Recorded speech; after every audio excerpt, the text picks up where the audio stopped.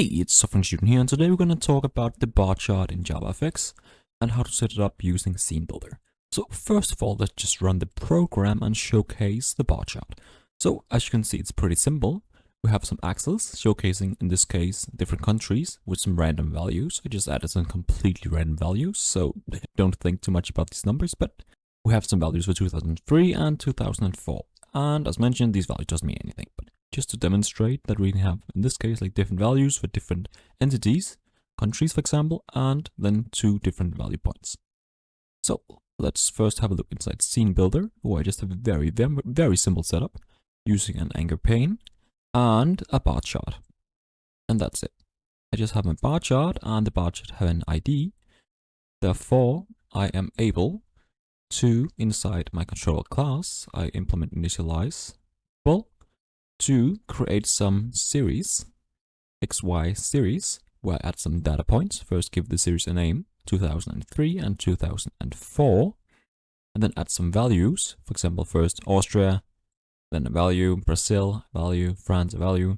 And because I in both series have the same X values, Austria, Austria, Brazil, Brazil, I'm able to get this setup where I have Austria, these values, Brazil, these values, France, these values, and so on.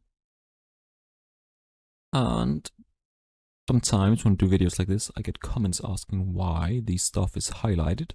And it's actually because I have not defined which type of values we are taking as inputs. Because right now, I'm just defining a bar chart that takes some kind of input. I could say it's gonna be a string and a double. Let's see if I have any decimal. I actually don't. I just do an integer. And still, right now, my series take in any data. So I would need to define that my series need to take in a string and an integer. As you can see, which fixes the first highlight. And the second highlight, again, it's confused what's the input of this chart. But don't worry, it actually doesn't matter, as long as you keep being consistent, which defining that this is a string and this is a value, and then int or double.